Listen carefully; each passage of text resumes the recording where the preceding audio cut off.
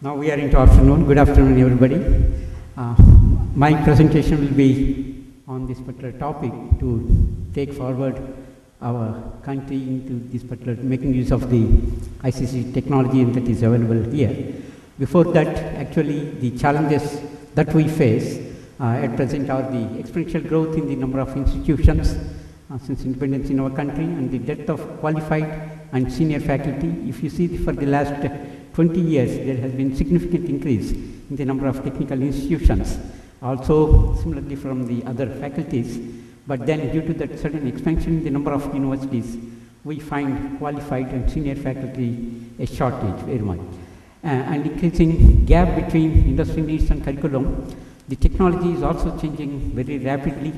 It is mentioned that knowledge gets doubled in a period of 80 years, but it may not be so. Even the figure of 8 changes quickly. It may be even 4 years. That means if you take engineering education of 4 years duration, perhaps by the time the student completes his program, then the knowledge will have got doubled. So since the industry has to keep in pace with the technology, so there is gap between the courses imparted in the education institutions and the industry needs. Apart from that, the other problem is again the poor quality of teaching resulting in substandard output, again because this is again due to lack of qualified teachers and also senior faculty.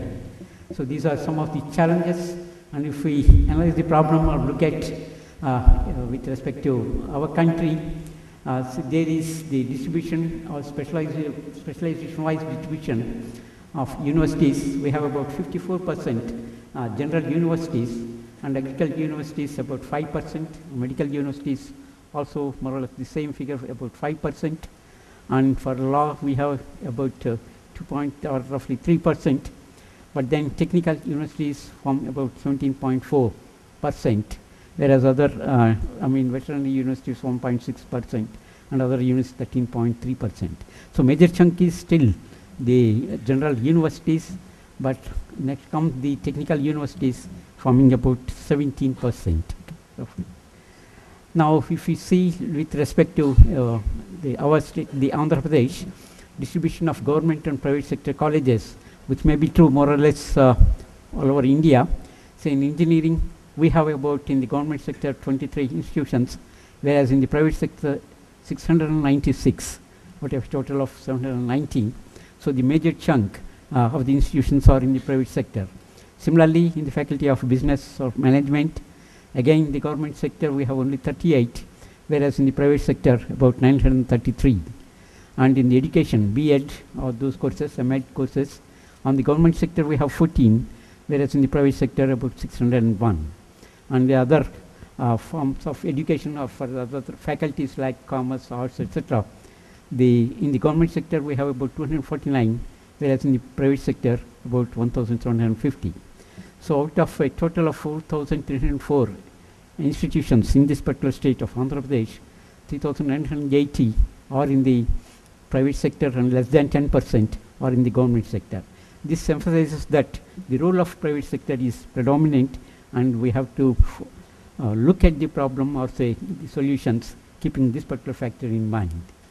And degree-wise growth, if we look at from between the periods 2004 and 2011, again with respect to this particular state of Andhra Pradesh, say in engineering colleges, number of engineering colleges there were 236 in the year 2004, but the number increased to 719 by the year 2011. So the compounded annual growth rate CAGR is about 20% for engineering colleges. Similarly, for MBA colleges, the number was 207 and increased to 971 in the year 2011. So resulting in a compounded annual growth rate of 29.45%. For MCA colleges, it is 17.53%. Pharmacy colleges also, there is again significant number. In 2004, there were only 45 pharmacy colleges in the state, whereas the number increased to 290 by the year 2011, resulting in a CAGR compounded annual growth rate of 36.5%, the highest among all other faculties.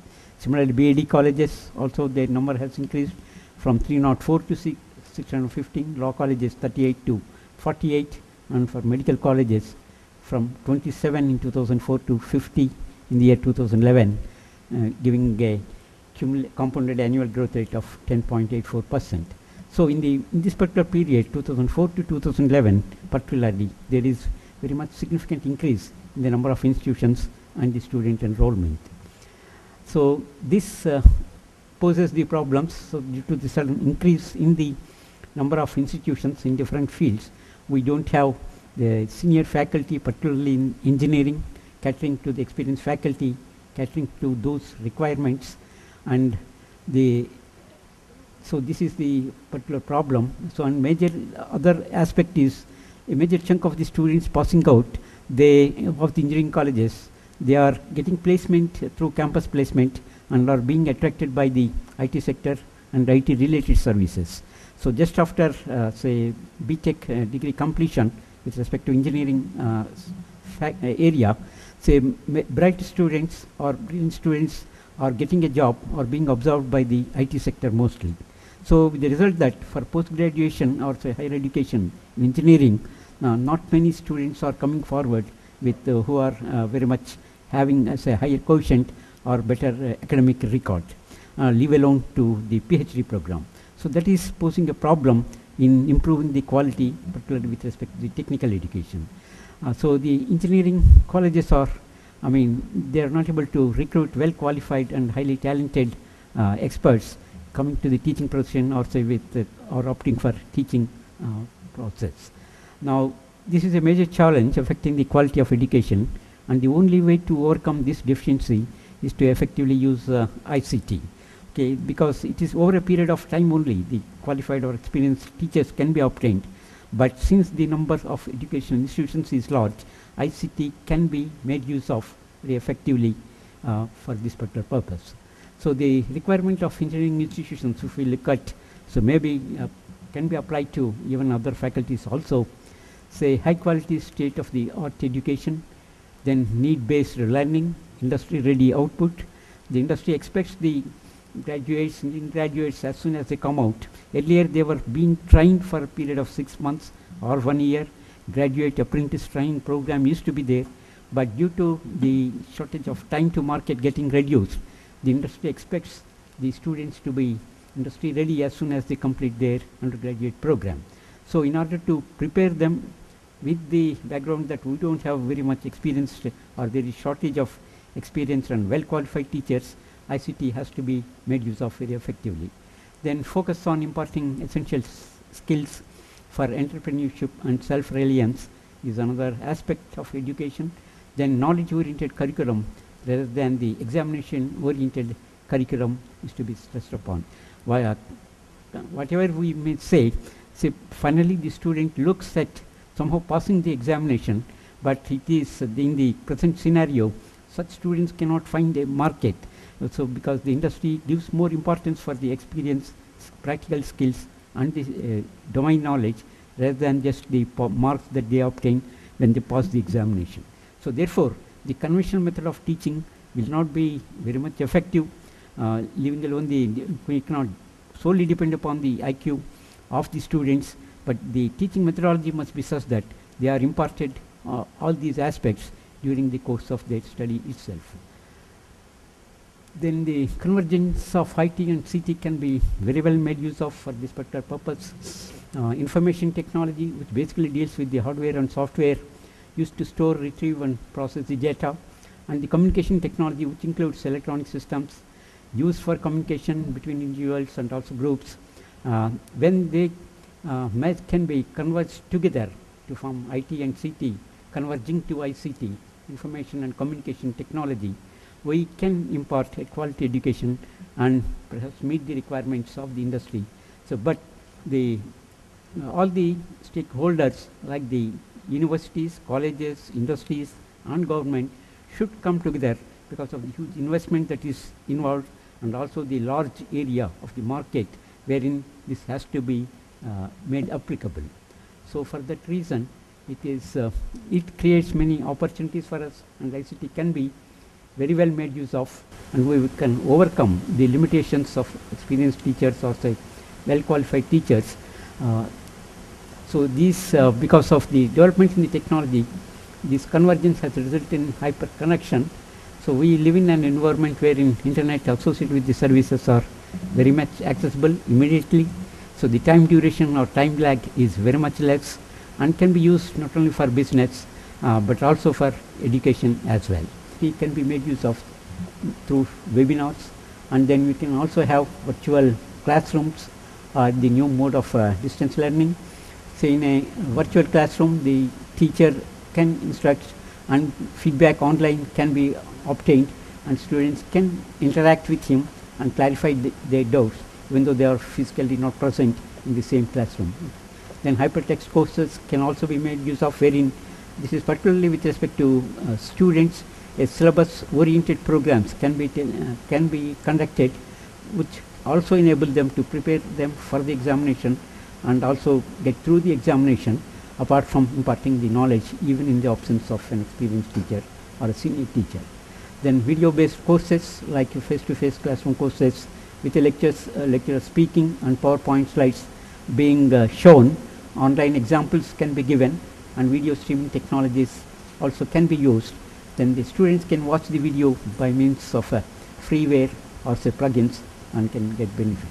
Apart from that, without video, audio based courses can also be made use of, wherein the recorded programs the students can listen and can get the benefit. So the ICT animated courses, particularly for engineering and sciences, they are very much helpful. A picture is worth 1,000 words. So whatever is in conventional mode, the teacher explains a complex principle, scientific principle or engineering principle. All the students may not be able to visualize the same or grasp their benefit. But when with animation, if the same principle is explained, perhaps everybody in the classroom might be able to understand or so may get benefited. So this is the other advantage that we have with the ICT, which should be effectively made use of or try to be implemented in teaching learning process. Then web supported textbook courses also can be there. A student may purchase only one textbook for a given subject, but then if we have the web supported textbooks made available, the students will get the benefit of reading or say looking at the different textbooks and gathering the information. Then peer-to-peer courses, on demand we can have some expert lectures on specialized topics which may not form a part of the curriculum but can be some specialized topics or the recent developments in a particular area, which can also benefit the teachers working in that particular area. And last but not the least, social networking can also be very much effectively used. A student having a doubt, if he posts that instead of just a hello message to his friends, the doubt if that is posted, perhaps somebody across the globe will be able to explain it in a better way so that the point is driven or the student can get benefit out of it.